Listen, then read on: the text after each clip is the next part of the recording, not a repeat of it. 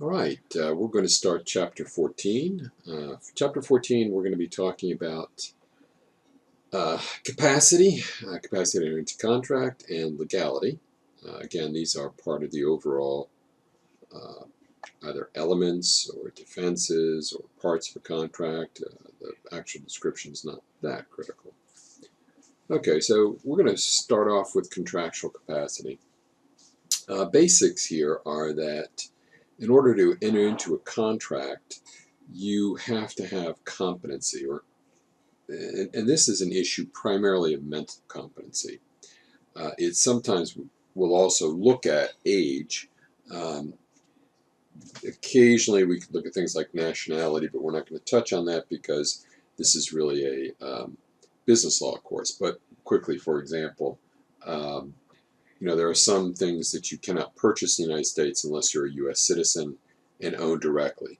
Famously, Rupert Murdoch, who was born in Australia and controls Fox TV, there had to be a change in the law in order for him to do this because previously TV stations could only be owned by Americans or American corporations. Okay, so basically, we're talking about having the capacity to enter into contract, and we do classify that as one of two states. Either you have full capacity or limited capacity, or competency, if you prefer.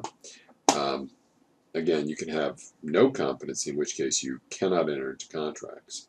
So what's the first big one? Well, the first big one, and the one that most people focus on is for competency is, and again, competency and capacity, we're going to use those terms effectively interchangeably, is how old you are.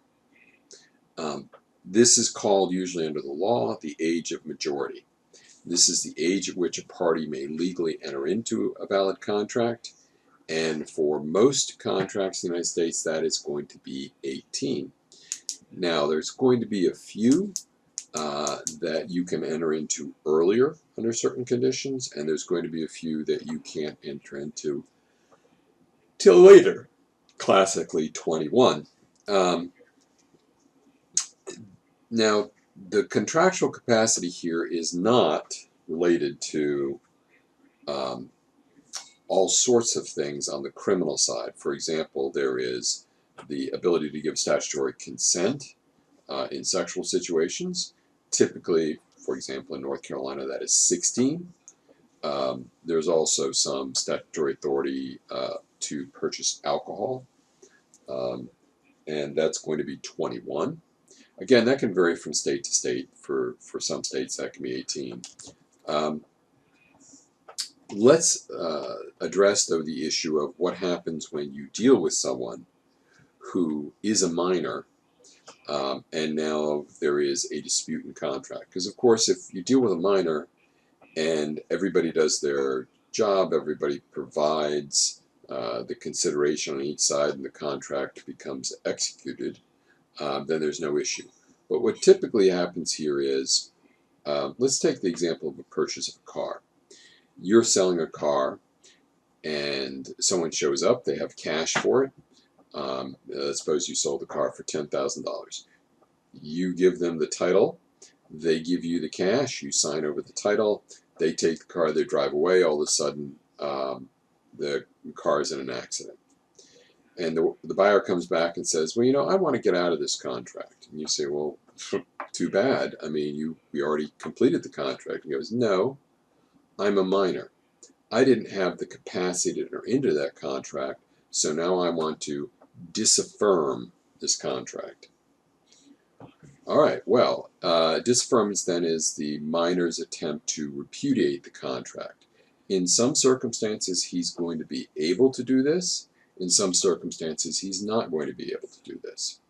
So one of the questions we ask is, what kind of minor are you? And you might say, well, isn't minority judged by age? In many ways, yes, but there are a few cases where the answer is no. You do have a class of minors called emancipated minors. These are minors that, for areas of the criminal law, again, and certain things, are still minors, but for areas of the civil law, we're going to treat them as adults.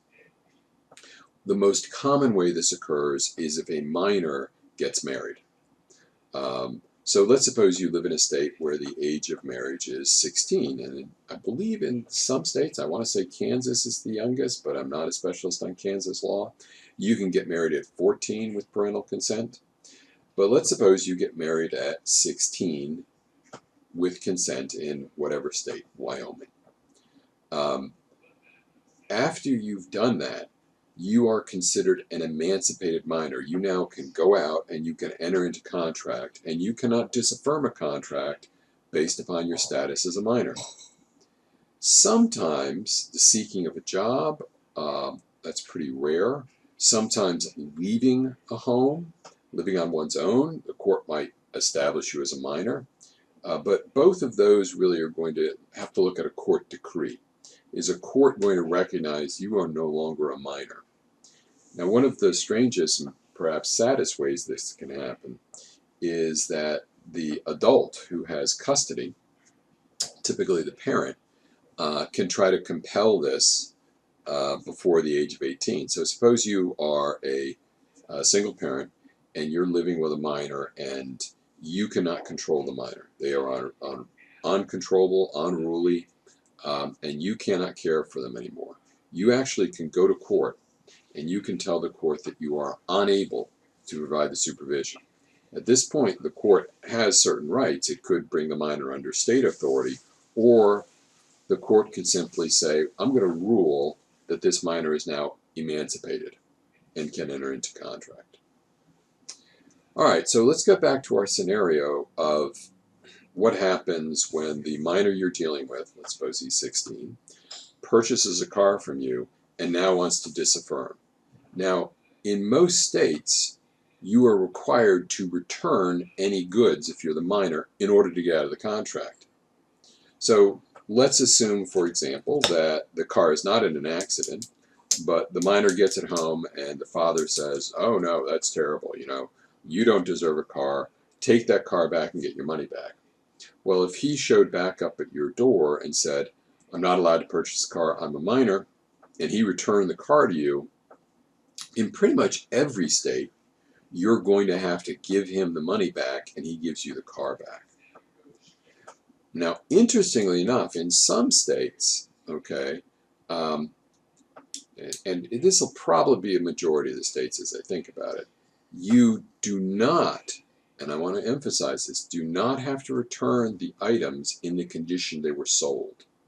So in North Carolina, and this is North Carolina's position, that minor wrecks the car. He comes back and says, here are the keys, you can tow it back, I want my money back.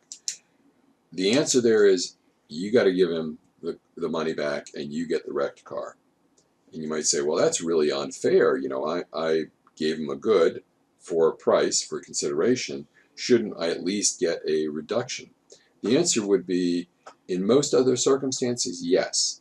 But when you're dealing with a minor here, the answer is no.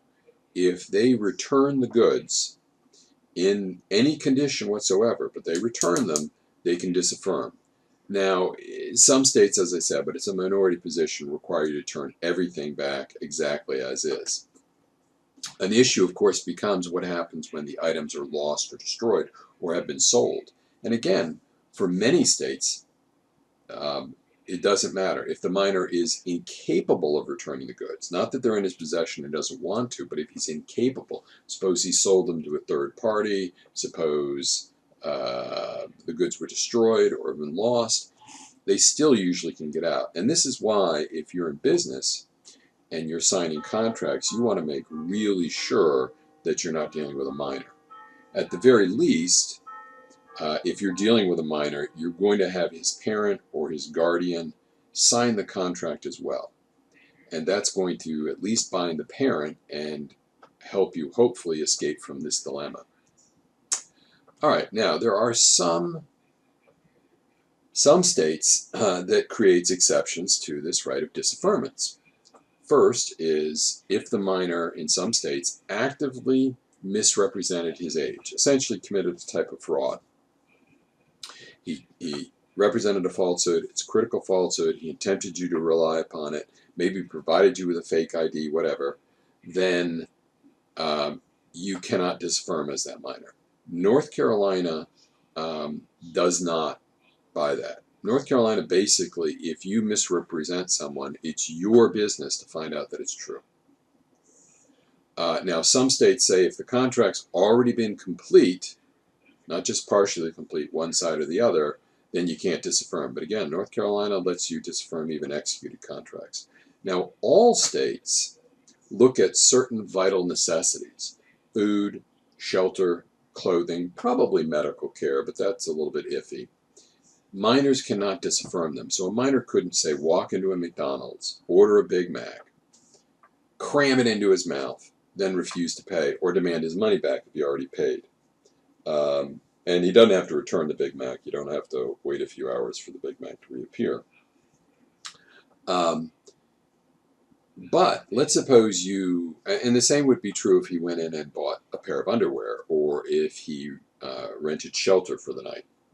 But let's suppose, as opposed to renting a room at the Holiday Inn for $75, he goes to the Waldorf Astoria and rents a room for $5,000. Well, at that point, he probably can disaffirm at least the value of the luxury to the point of necessity. So if there's a luxury item that you bought, like caviar for food, or an expensive hotel room, or a mink coat, the minor is still going to be able to disaffirm there. Now, sometimes a minor will enter into a contract, say when he's 17, and then he will turn 18.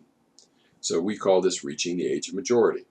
At this point, the minor has a choice. He can say he wants to stay in the contract. This would be express ratification. Okay, I know I wasn't 18 when I signed this contract with you for the sale of, I don't know, cell phones, whatever. But I'm 18 now and I want to stay in the contract. That lets the other party know that there is now ratification and disaffirmance is off the table. There's also implied ratification. That's where the party says, well, you acted like the contract was still valid for long enough, and we're going to assume it was. Okay, now this section comes as a surprise to many of my students. The rule is, generally, parents are not liable for their minors' contracts unless they also sign. They are also not liable for damage done in criminal events. So let's suppose a minor signs a contract, even commits a tort, unless you can show that the parent didn't exercise supervision or didn't sign the contract. Not only is the contract unenforceable, but you can't get to the parent's assets. So let's go back to our car example. The minor signs a contract with you, gives you a car. It's your next door neighbor, or someone you know in the neighborhood. You're not sure of the age, but you've sold the car to it. And if the parent said, well, I'll sign that, I'll sign as well, great. Then the minor can't disaffirm. But if the parent hasn't signed, you can't go to the parent and say, hey, this is your kid, you should be responsible for him. The general rule is parents are not responsible for the contracts they enter in under the age of minority. Let's talk about intoxication. Now, there again, and this is kind of where there can be different civil and different criminal standards. Criminally, if we just take alcohol, and let's stay with alcohol for one moment. Criminally, we know there's a certain level of intoxication where you are deemed unsafe to operate an automobile. Typically in North Carolina, if it's a regular passenger vehicle, it's 0.08.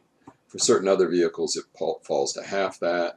For certain public vehicles like buses, it would be 0. You can have no alcohol in your body. So what about signing a contract? What if I have one gin and tonic before I sign a contract with you for the sale of a car?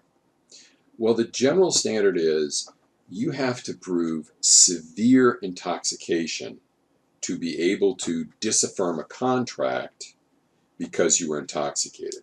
Now, I remember reading a case once. It came out of, I think, Savannah or Atlanta, and it had one of my favorite lines in it. It said, even though the party who signed the contract was, quote, as high as a Georgia pine tree, end quote, which I assume is pretty tall. It wasn't drunk enough or intoxicated enough to be able to withdraw from the contract. Now, if one party was attempting to induce the other party by getting them drunk and then getting them to sign the contract, well, then we're going to have a lower standard. Probably not as high as a Georgia pine, maybe as low as a North Carolina holly bush. I don't know. So there'd be a little bit looser standard there. The other interesting thing about it is, let's suppose you sign a contract when you're clearly intoxicated. Again, it's not the standard of 0.08 or 0.04. It's going to be really a subjective standard that a judge will have to accept or not accept based upon your actions. You might sober up and say, hey, I bought this car, I really like it. I was drunk when I did it. I was really drunk. I was blackout drunk. But I like it, so I'm going to stay in the contract. That would be ratification again. Now we get to mental incompetency. And let me first of all just dispose quickly of the term insanity. Yes, insanity exists under the law. It is generally a legal term that we see primarily in the criminal side. And again, this is this crossover between criminal and civil. Someone who's insane, generally, has been ruled by a court, not a judge, okay, that you are, there's different standards. There's the McNaughton standard, for example, and then there's the irresistible impulse. But basically that you don't know the difference between right and wrong. Now, mental incompetency is slightly different. Mental incompetency can mean you are not lucid. It can mean you're actually insane. It can mean that you don't even know you're entering into a contract. So we will look at a party's mental state, and we will try to determine what that mental state is, and it may make the contract valid. You might just have a minor phobia. Let's suppose you're afraid of the water or of heights. Yes, that's a very minor mental illness. Let's suppose you are depressed. Again, clinical depression typically doesn't make you mentally incompetent. So mostly for mentally incompetent, we're looking at someone that the incompetency severely affects your intelligence or perception of reality. If you don't know you're entering into a contract, the contract is generally voidable. You can get out. This can be true, of course, and we don't know sometimes. Some people run through cycles. Famously, many comedians, Jonathan Winters, Robin Williams, seem to have bounced between manic depressive episodes and manic highs. So sometimes you can have a lucid interlude when you're very sane, and I'm not suggesting that either of those two individuals was insane, although Jonathan Winters actually went to a mental institution. But you could be mentally incompetent one week, and then the next week you might, either through drugs or intervention, become competent.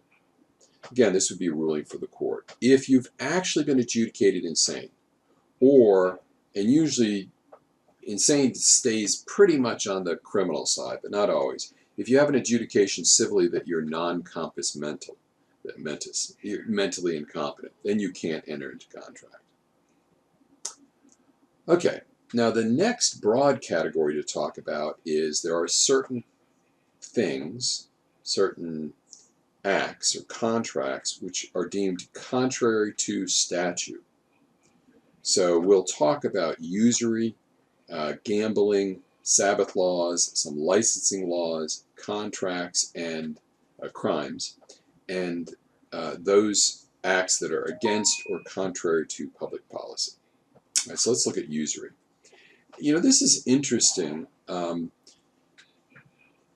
If you recall your Bible, and we are at Campbell University, a Christian school, you'll recall that I believe the only time Christ got upset at people, he did get upset at Satan and tempting him in the desert, but the only time Christ got upset and displayed an act of rage was to the money changers in the temple.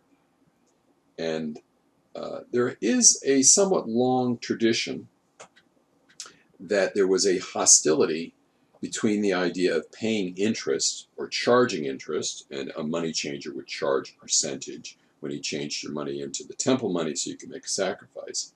He would get, my temple or my father's house is supposed to be a house of worship and love, and you've changed it into a den of thieves, famously. So there's this tension there, and usually was typically a sin. And because it was a sin, it was actually carried over into the law, where we said you couldn't charge certain rates of interest. Now, every state gets to set, and some states have no interest rates, it's a cap, but every state gets to set an absolute interest cap. So, for example, North Carolina's got a few different tiers. There are certain things that you can only charge 18% per annum. There are others you can charge 21 or 24. The cap, I believe, in North Carolina is 36% interest a year, which is a tremendously high rate. So let's suppose I sign a contract with you, and I say, if you don't pay, say, rent, okay, every month, and the rent's $100, whatever part of the rent you don't pay, you will pay 50% interest that month. If you use the word interest and not penalty, you got to be a little bit careful about that if you use a percentage. But if you use it, the courts are going to have three options. One, the court can go in and say, well, you tried to charge 50% interest. That's not lawful in North Carolina. So we're going to reform it to the standard real estate rental, which might be 18%. The other thing the court could say is they say, we really don't like this. You seem to really exceeded your authority. So not only are we not going to reform it, we're going to abolish all interest. All they owe you is the principal they owed you. The third thing the court can do, and this is really if they see egregious contracts, is they could say, okay, you were so bad and you were trying to rip people off so much that we are going to completely stop payment. You're not getting any of the principal, you're not getting any of the interest. So those are the options, and really this is something that credit card companies and businesses that charge interest have to be aware of. Credit card companies traditionally will locate their offices, even if they don't work there mainly, in states that have no usury laws. And given interstate commerce, and that allows them to charge what they want. Okay, now the next issue of legality is gambling. Now, gambling is any scheme that transfers property in return for other consideration, say buying a ticket, the distribution of which is handled by chance and not skill. Basically, some states, gambling can be made legal. You can have gambling contracts, but the state has to say it's legal. Otherwise, in North Carolina, for example, if you're engaging in gambling and you run up a debt, the debt is non-collectible in a criminal court or a civil court. We do get to some issues with online gambling, and again, this is kind of like the credit card companies did. They said, well, usury rates might be this in North Carolina, so we'll locate our credit card company in South Dakota or North Dakota, which has no usury, and we'll charge 25% in North Carolina where the rate might be 18. So they tried to locate servers in those areas for online, so you'd be gambling online. The states and the feds basically put a stop to that, but it's possible that some online gambling can occur, but it could be difficult to enforce. Okay, here's one that's, I would say, rapidly disappearing. There's just a few vestiges of this left. When I first moved to North Carolina in the 1970s, there were no stores open on Sundays. You would go to Crabtree Valley Mall, for example, and the Belk's was closed, the Sears was closed, all the stores in the mall were closed. In North Carolina on Sunday, the only stores you could go into and buy and sell, so enter into contract, were contracts for necessities. So some of the drugstores were open, but that was it. What has happened over the last 30-odd years is most of these Sabbath laws, or blue laws as they're called, have disappeared. There's really only a handful of things that have restriction. Classically here, the purchase of alcohol on a Sunday is limited. Typically, you cannot purchase alcohol in North Carolina, so you couldn't enter into a contract for it prior to 1 o'clock on a Sunday. All right, let's talk a little bit about licensing statutes. Now, there are two types of licensing statute. As a lawyer, when I'm practicing law in North Carolina, I pay for both a revenue license and a regulatory license. So my revenue license, I would have one from the city and the county of North Carolina that I was working in. So I would pay the city of Raleigh $50, or it was a relatively minor one. It's called a business license in your book, but I would pay $50 or so, and it was really just kind of a very small tax to do business. And then Wake County would charge me something similar. This is unrelated to my expertise as a professional. So an accountant might pay this, a doctor might pay this, a lawyer might pay this, a landscaper might pay this. But if I don't pay, it doesn't matter. The contract's still enforceable. The second type of license is different. Now, this license is designed to make sure the people that are working in this field are competent and capable of doing what they claim. So classic here is the doctor's license or the lawyer's license. If I held myself out as a lawyer, and I'm recently retired, so I don't have an active license anymore, and I did something for you in the legal field. I represented you in court without my license, or I wrote a will for you, and then I gave you a bill. So the contract was, I perform a legal service, you get the benefit of legal service, you pay me the money. That's the quid pro quo. If you could show I no longer had a license, you would not have to pay me. Because regulatory licenses, the absence of regulatory licenses, render the contract void. The next one is contracts that are detrimental to society. These are ones that aren't illegal, but we really question as to whether they're good ideas. So let me give you one real interesting example. California is one of the tech centers of the world. And one of the reasons for this is that if you are a worker in the computer field in California, and let's suppose you have a very valuable skill, and you're a worker in the computer field, you're a programmer in North Carolina. Well, North Carolina might make you sign a covenant not to compete. Basically saying, okay, if you leave your job here in Raleigh, you can't take another job with another computer firm for 6 months or something. Those are viewed as illegal in California. You cannot compel it. It's really viewed as contrary to public policy. They won't let you. So if you had a covenant not to compete in California, it's unenforceable. That really means that a lot of the skill goes to California and jumps back and forth between firms. If you do have a contract about trade, we also don't like any restraint on trade. So we don't want you to say, you can only deal with me. Those could be monopoly statutes. We don't want, you can only sell this thing or that thing. We get very suspicious of those. If we do have probably the ones we're most familiar with, a covenant not to compete, those in North Carolina have to be limited in time and geographical area. So if you signed a contract in North Carolina, let's suppose you were a dentist and you were working at a dental firm and you were leaving and you had signed a covenant not to compete. It couldn't be, you cannot practice dentistry in North Carolina for 5 years. Courts would throw it out. I would say 6 months, a year at the most, and a limited geographical area. So if you're working in Raleigh, they could say you can't open something in Raleigh, Durham, Chapel Hill, but you could work in Greensboro or Charlotte. North Carolina doesn't like, if used as contrary to public policy, very extensive and very broad covenants not to compete. We also can have unconscionable contracts. Contracts, generally we don't care if the contract you're entering into is good or bad.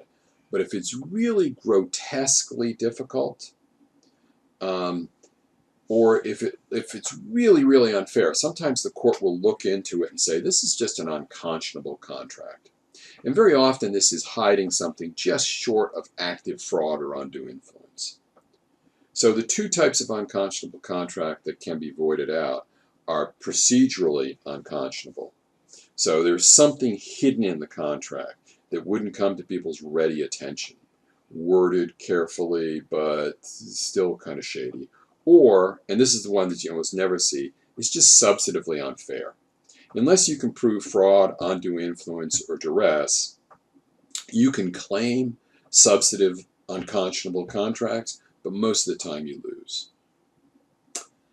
Another thing that'll mess a contract up is an exculpatory clause. This is a clause that typically it's put in there, and it says, if there's any sort of liability here, if anybody screws up, you can't sue. Again, these are usually void because if we allowed them, there'd never be another lawsuit in the United States ever again. Everybody that sold anything would have an exculpatory clause built in. They'd say, oh, okay, I know I was supposed to deliver you a battery that didn't blow up, but here's a battery that does blow up. You can't sue me when it does. Perhaps if it's very private and everybody knows everything, you can get away with this, but generally courts do not like exculpatory clauses. Any contracts that's discriminatory, that's overtly discriminatory, you know, I will only sell to members of the black race, white race, red race, whatever. Contracts that are discriminatory of religion, nationality, contract to commit an act of tort, a contract that interferes with public policy, all of those would be struck down. So if something's deemed to be illegal, it doesn't automatically make it void. The courts are going to look at it. Now, if both of you are at fault, so this would be the criminal contract. I hire you to kill my wife. It's both a crime to hire someone to kill your wife, and it's a crime to kill someone's wife. So they both be at equal fault. Doesn't matter. It's void. It's unenforceable. Now, if only one party broke the law, the party that broke the law, it might make it voidable. So this would be this example. I hire you to ship goods from North Carolina to New York. Unbeknownst to you, inside the goods are illegal drugs. So you're a shipping company, you box them up, you send them, they get to New York, the cops discover it, they go to both of us, and you say, well, look, I didn't know about this, here's my proof. Great, you didn't know. But he's the drug shipper, John Doe. He shipped the drugs. John Doe would have broken the law. If I didn't deliver those drugs, you couldn't sue me for it, okay, because it's illegal to ship drugs across interstate lines. But if I delivered them not knowing it, I could recover the cost of that from John Doe. So justifiable ignorance of fact, if you're a member of a protected class, if you've withdrawn from an illegal agreement, if it's illegal due to fraud, duress, or undue influence, all those can change it. We'll just move on from there. Okay, well, that's about 30 minutes. That's all I really wanted to cover today. We'll pick up with our next chapter.